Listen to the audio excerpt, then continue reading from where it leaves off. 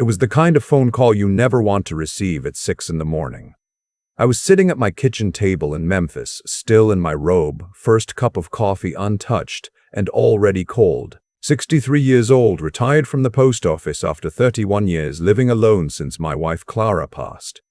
My mornings had gotten quiet. Too quiet some days. But that morning, the quiet shattered. My nephew's voice on the other end was wrong, not just tired, not just upset, wrong in the way a voice gets when something inside a person has already broken and they're only just now finding the words to tell you about it. "Uncle Frederick," he said, "I need help." His name is Walter. My younger sister Pauline's only boy. I've known him since the day he was born, watched him take his first steps across my living room floor, helped him with his math homework when he was 9, drove 5 hours to see him graduate from college. Walter is not a man who asks for help. He was raised to handle things quietly, to push through, to not make a fuss. That's how our family was built. So when Walter said those 3 words, I knew it was serious.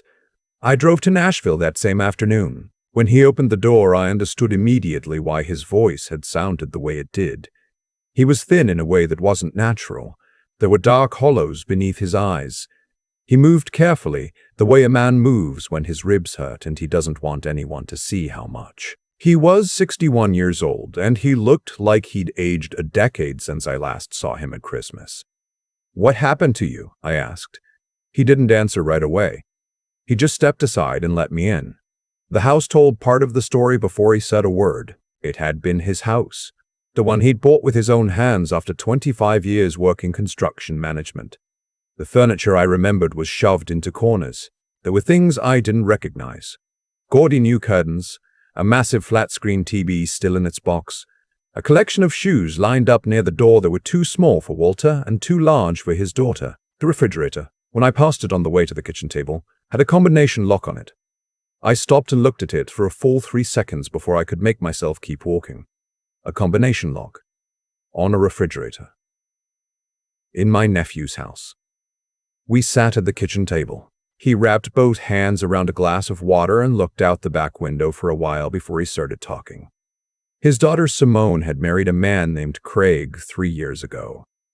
Walter had tried to be open-minded. He'd given Craig the benefit of the doubt, had welcomed him into family holidays, had even helped Craig get a part-time contracts job through one of his old contacts. None of it mattered. Within 18 months of the wedding, Craig had moved his mother Nadine and his younger brother Terrell into the house. Walter's house. The house with his name on the deed. And things had changed in a way that Walter said he could only describe as a slow takeover. Simone had pulled back from everyone. She stopped answering calls. She started making excuses for Craig constantly. When Walter tried to visit his granddaughter, little Priya, 4 years old, the light of his life, he would show up and Craig or Nadine would answer the door and say it wasn't a good time. Walter had started coming anyway, showing up unannounced, just to lay eyes on that little girl and make sure she was all right.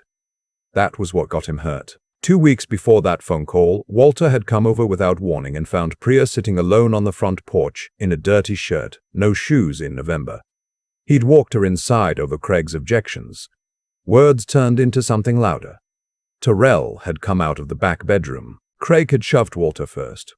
Walter, 61 years old, with a bad knee from a fall he took on a job site 4 years back, had tried to hold his ground. The 3 of them, Craig, Terrell, and Nadine, screaming in the background to do it, had beaten my nephew bloody in the living room of his own house, while little Priya screamed from the hallway. He hadn't called the police. He hadn't gone to the hospital. He'd driven himself to a CVS, bought a first aid kit and 2 bottles of ibuprofen and gone home to his apartment. Because yes, they had made his life so unbearable that he'd already moved out of his own house and into a 1-bedroom apartment to try to keep the peace. When he finished telling me all of this, he finally looked at me directly. His eyes were steady and tired and absolutely done. I didn't say anything for a long moment. Outside, a car went by. A dog barked somewhere down the street. "Before we go any further," I said, "I want you to tell me where Priya is right now." "In that house," he said.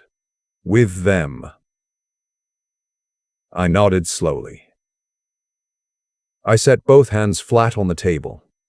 I thought about my sister Pauline, who had passed 6 years ago and had asked me, at the end, to watch out for Walter. I thought about a little girl in a dirty shirt sitting on a cold porch in November.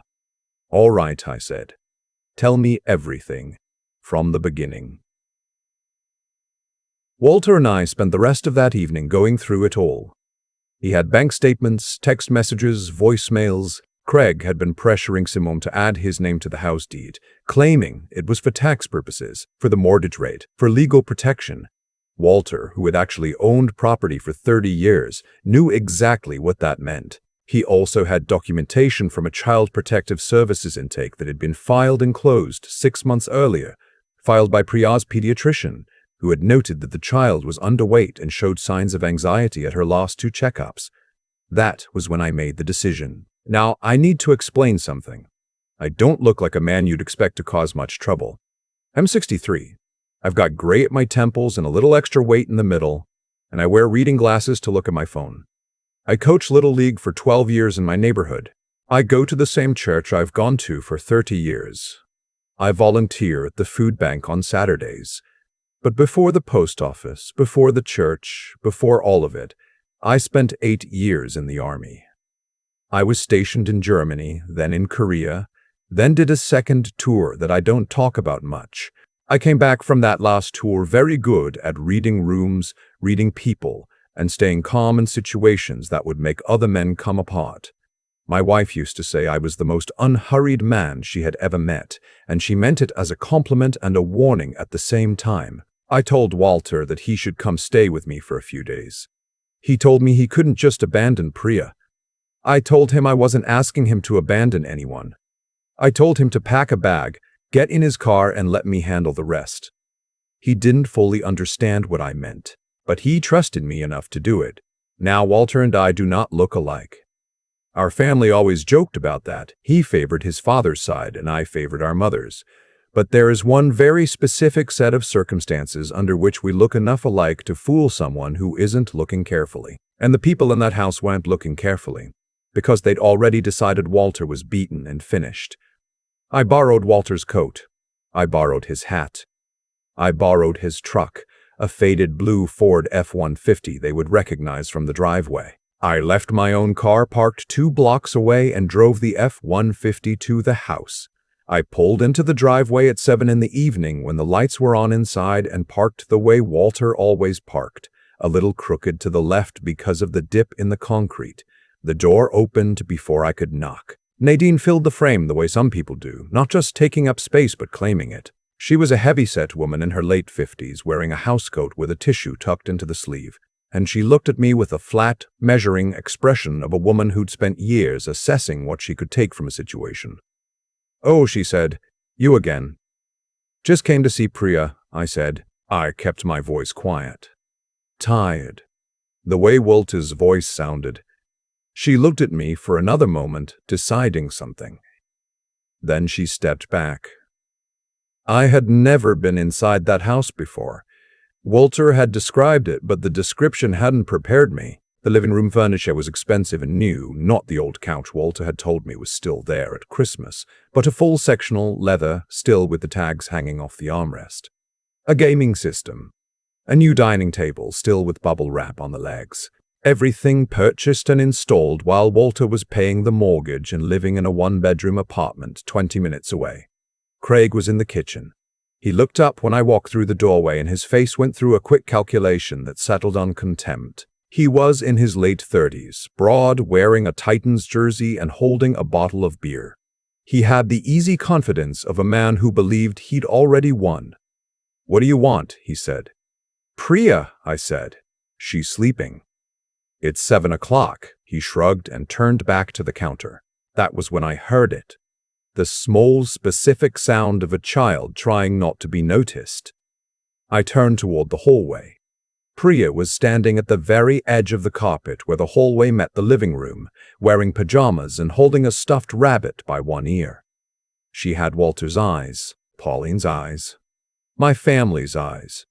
She looked at me the way children look at someone they want to trust but have learned they shouldn't. "Hey, baby girl," I said softly, crouching down. She took 2 careful steps forward. "Grandpa." she whispered. You came back. My chest did something I won't try to describe. I came back, I said. Nadine appeared in the hallway behind Priya. She needs to go to bed. In a minute, I said. I kept my voice level. I looked at Priya. Have you eaten dinner? She looked at the floor. She ate, Craig said from the kitchen. Stop interrogating my kid. She's not your kid, I said. Still level, still calm. I stood up to my full height, which is 6'1", and I turned to look at Craig through the kitchen doorway. Something shifted in the room. He felt it. Nadine felt it. Nadine felt it. I have seen that shift happen in situations a great deal more dangerous than a kitchen in Nashville, Tennessee, and I know exactly what it is. It's the moment a man realizes the person across from him is not the person he thought. Craig put his beer down. I think you should leave, he said. In a minute, I said again. I walked to the refrigerator. The combination lock was there, same as Walter had described. I looked at it for a moment, then I looked at Nadine. What's the combination? I said. Excuse me? The combination lock on the refrigerator, I said. In this house? What's the combination? Nadine drew herself up. That is for household management purposes. There are certain dietary. It's a combination lock on a refrigerator in a house where a 4-year-old child lives. I said, give me the combination or I'll cut it off. Terrell came out of the back bedroom right then. He was younger than Craig, heavier, and he carried himself the way young men do when they've spent time being physically larger than everyone around them and have mistaken that for power. He looked at me and then at Craig. Everything okay? He said. Our guest was just leaving, Craig said. Not yet, I said. What happened in the next 10 minutes I will describe plainly because it isn't something I'm proud of, though I don't regret it either. Terrell made the first move. He stepped toward me with his hand coming up, and I moved to the side the way you learn to when you've spent enough time being serious about such things. I redirected his arm, put him down on the kitchen tile, and kept him there with one hand at the back of his neck, until he stopped moving and started thinking. Craig came around the counter and I straightened up to meet him, and when he saw my face clearly for the first time, not Walter's expression of exhausted patience but mine, which is something different entirely, he stopped. Who are you? He said. I'm Walter's uncle, I said, and I want you to understand something very clearly right now. This house belongs to my nephew. His name is on the deed. He has paid the mortgage for 22 years. You and your family have been living here on his goodwill, and you have spent that goodwill on beating him half to death in his own living room. Nadine was pressed against the wall with her hand over her mouth. You're going to be arrested, Craig said. He was trying to sound certain and not managing it. Possibly, I said, but first I'm going to take my great niece to get something to eat, because she's clearly hungry, and then I'm going to make some phone calls. I turned to Priya, who had been standing in the hallway watching all of this with eyes that were too calm for a 4-year-old. Too calm the way children get when they have seen enough scary things that they've stopped expecting adults to fix them. Put your shoes on, sweetheart, I said. You're coming with me. She went immediately. No hesitation. The calls I made that evening were not to the police, not yet. The first call was to my nephew Douglas, who is an attorney in Atlanta and who has spent 20 years in family law. He answered on the second ring, and I talked and he listened, and by the end of it he said, Uncle Frederick, don't do anything else tonight. I'll be in Nashville by 9 tomorrow morning. The second call was to a woman named Sandra who had worked with me at the post office for 15 years and who now worked for the Tennessee Department of Children's Services. I didn't ask her to do anything she shouldn't do. I just told her what I'd seen. The refrigerator lock. The child's weight. The dirty shirt in November which Walter had told me about and which Sandra said in her careful professional voice that she was going to note. The third call was to Walter. He was quiet for a long moment after I described the house and the lock and Priya's face. She's safe right now, he said. She's in the back seat of your truck eating a cheeseburger and talking to her stuffed rabbit, I said. He made a sound I hadn't heard from him since he was a little boy. The next morning, Douglas arrived exactly when he said he would.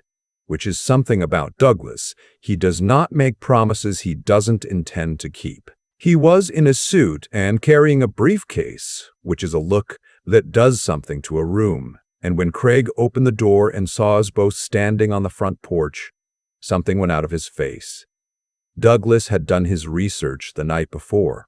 He had a title search showing Walter's name sole and clear on the deed. He had printed copies of the lease agreement that Walter had never signed because there had never been a formal lease, which meant Craig, Nadine, and Terrell were technically occupying the property without a written rental agreement, which in Tennessee has specific legal implications that Douglas explained in a voice that was extremely pleasant and completely without warmth. He also had a printed copy of the state statute on child endangerment, which he set on the coffee table next to the sectional sofa, with its tag still hanging off the armrest. "You have 30 days to vacate," Douglas said. "My client will not be pursuing criminal charges for the assault on his person at this time, provided you comply fully with the vacate notice. If you contest this, we will file immediately, and the assault documentation, the medical photographs, and the CPS intake will all become part of the public record." Craig looked at his mother. Nadine looked at Terrell. Terrell looked at the floor. "We need more than 30 days, Craig said. "You had 22 years. Douglas said. 30 days. They contested it for 2 weeks anyway. There were text messages and then there were lawyers. Craig found one who told him he had options, which in my experience is something some lawyers say when they need to bill more hours. Douglas was not that kind of lawyer.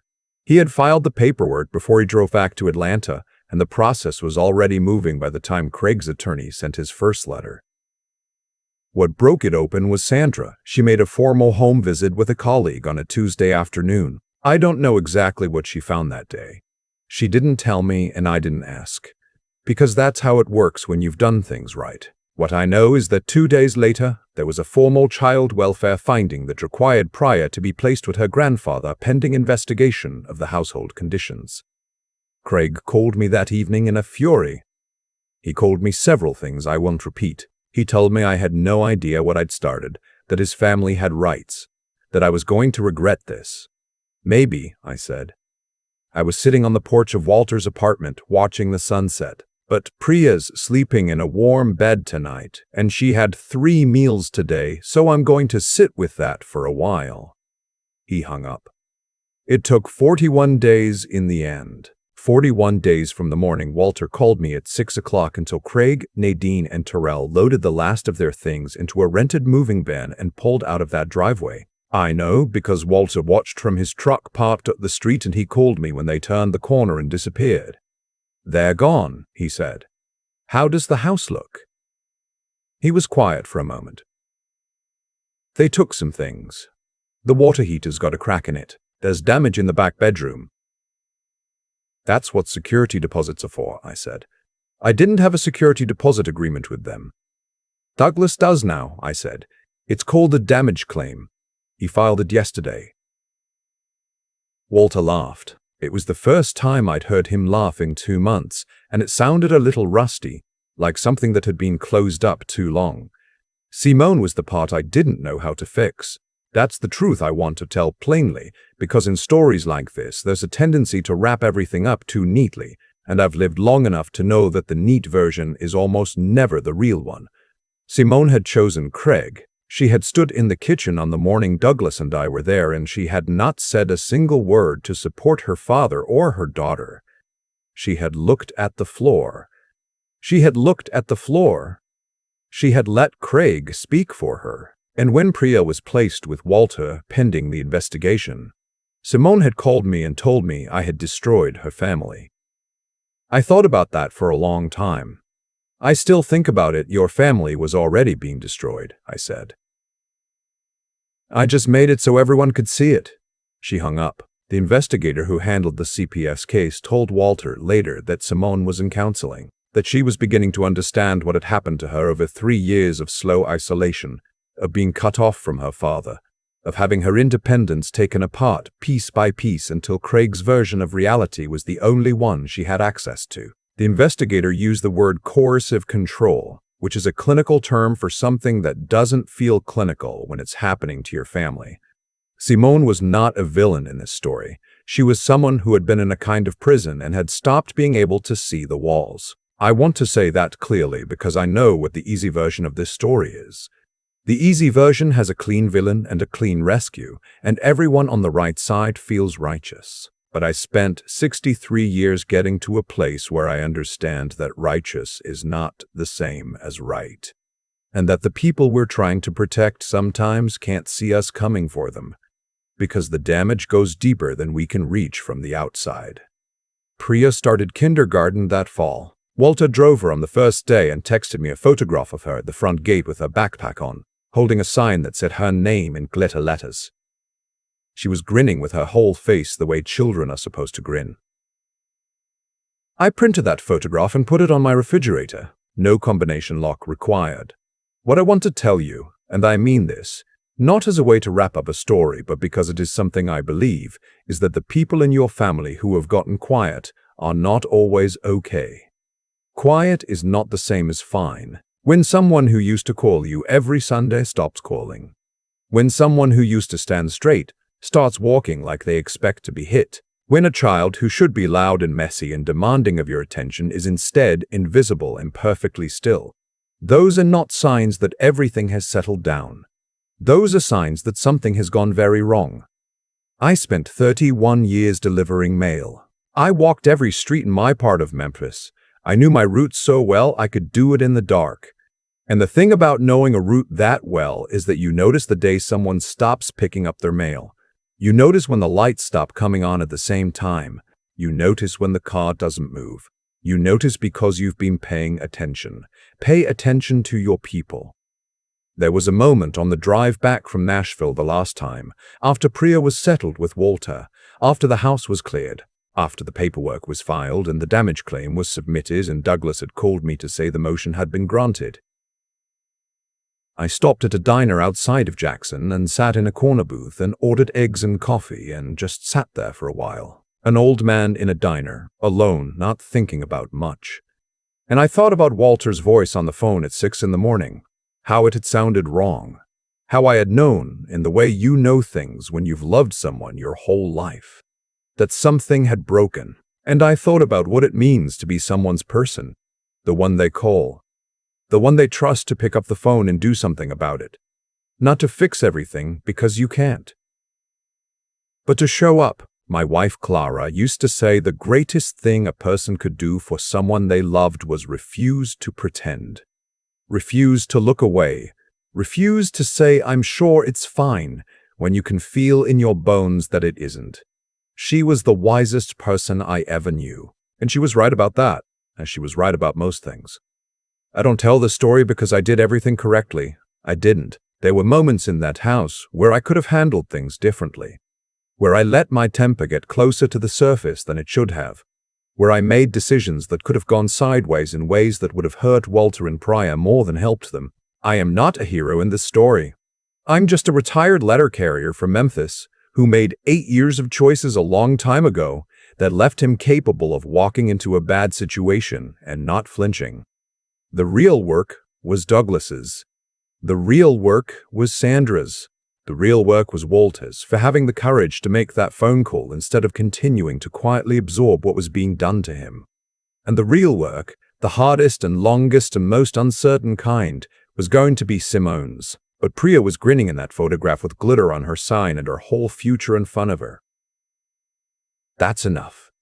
For right now, that is enough. If this story made you think of someone in your own life, someone who has gone quiet, someone whose voice sounds wrong on the phone, someone you haven't checked on in longer than you should have, please go check on them. Not tomorrow. Today. Right now, after this video, send them a message. Make the call. And tell me in the comments, where are you watching from, and was there ever a time in your life when someone showed up for you when you really needed it? I read every single one of your stories, and I'm grateful for every voice in this community. Don't forget to subscribe to Voices of Uncle Frederick and share this video with someone who needs to hear it today. I've been sitting with this story for a long time now, turning it over the way you turn over something heavy, looking for where it's smooth and where it still cuts. What happened to Walter didn't happen overnight. That's the thing people don't understand about situations like his. They imagine abuse as something sudden, something loud, something you'd obviously recognize and walk away from. But what Craig did to that household was patient. It was slow. It was the kind of damage that looks, from the outside, like nothing at all. Until one morning you realize a man who used to stand 6 feet tall is walking like he's apologizing for taking up space. Walter is a good man. He worked hard his whole life. He raised his daughter with kindness. He tried to extend that kindness to the people she brought into their lives. And that kindness, that genuine, unguarded willingness to give people the benefit of the doubt, was the exact thing that was used against him. Craig didn't take a sledgehammer to Walter's life. He took a teaspoon and removed it 1 scoop at a time until Walter was living in a 1-bedroom apartment, away from his own house, rationing his visits to see his granddaughter like they were something he had to earn. That is not an accident. That is a choice someone makes, repeatedly, every day, banking on the good person across from them being too decent to fight back the way they deserve. Here is what I know after 63 years. Decency is not the same as passivity. Kindness is not the same as surrender. There's nothing moral about watching the people you love get taken apart and calling your silence patience. Walter had confused those things. A lot of good people do. They've been told their whole lives that keeping the peace is a virtue, and sometimes it is. But there is a point at which keeping the peace just means letting someone else wage a war you've decided not to show up to. The thing that turned everything around was not what I did in that house. It was the phone call. Walter making the choice to dial my number at 6 in the morning instead of continuing to absorb it alone. That was the bravest thing in this entire story. Everything else that followed, Douglas with his briefcase and his paperwork, Sandra with her careful professional voice, Priya with her glitter sign on the first day of kindergarten, all of it traces back to that one decision. To stop pretending. To ask for help. To let someone in. I think about Priya a lot. About how still she was when I first saw her. Children are not supposed to be that still. They are supposed to be loud and inconvenient and constantly underfoot. When a child has learned to make herself invisible, that is not a personality trait. That is survival. And the fact that she learned to survive at 4 years old, in a house where a refrigerator needed a combination lock, tells you everything you need to know about what was happening behind those walls. What I want you to take from this is not that you need someone like me in your corner, though I hope you have someone. What I want you to take from this is that the quiet around a person you love is information. Silence from someone who used to call. Stillness from a child who used to run. Distance from someone who used to be close. Those things mean something. Pay attention to them. Ask the question you're afraid to ask. Make the call you've been putting off. Walter made his call. That changed everything. Make yours.